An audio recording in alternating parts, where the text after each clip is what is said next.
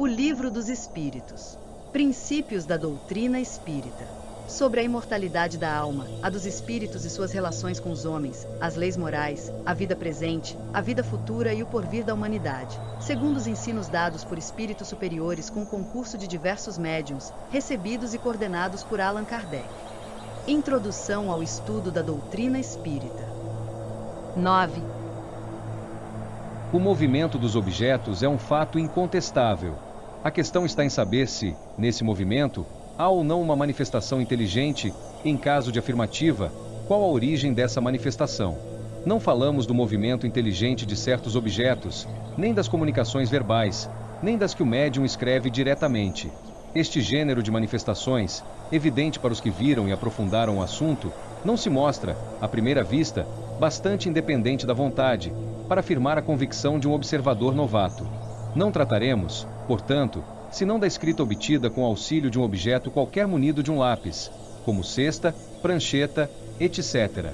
A maneira pela qual os dedos do médium repousam sobre os objetos desafia, como atrás dissemos, a mais consumada destreza de sua parte no intervir, de qualquer modo, em o traçar das letras.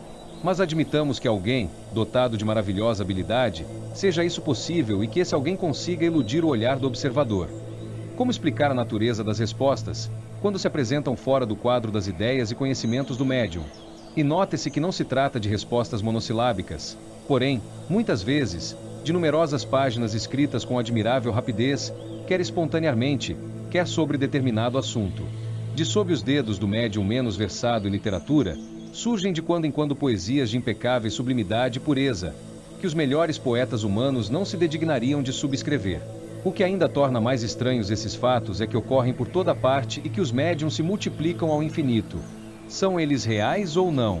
Para esta pergunta só temos uma resposta: vede e observai, não vos faltarão ocasiões de fazê-lo, mas, sobretudo, observai repetidamente, por longo tempo e de acordo com as condições exigidas. Que respondem a essa evidência os antagonistas? Sois vítimas do charlatanismo ou joguete de uma ilusão. Diremos, primeiramente, que a palavra charlatanismo não cabe onde não há proveito. Os charlatães não fazem grátis o seu ofício. Seria, quando muito, uma mistificação.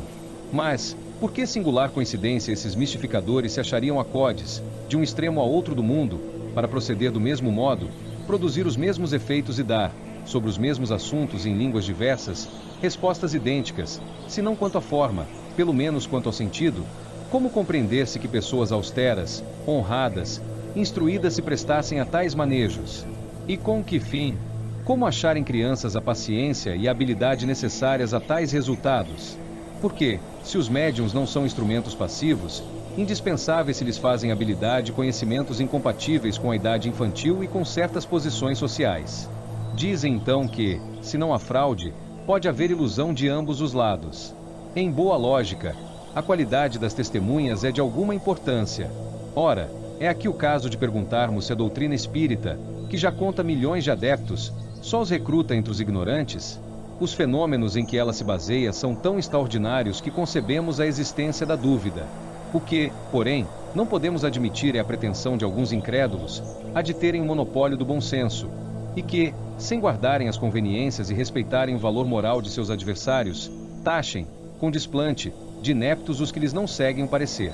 Aos olhos de qualquer pessoa judiciosa, a opinião das que, esclarecidas, observaram durante muito tempo, estudaram e meditaram uma coisa, constituirá sempre, quando não uma prova, uma presunção, no mínimo, a seu favor, visto ter logrado prender a atenção de homens respeitáveis, que não tinham interesse algum em propagar erros nem tempo a perder com futilidades.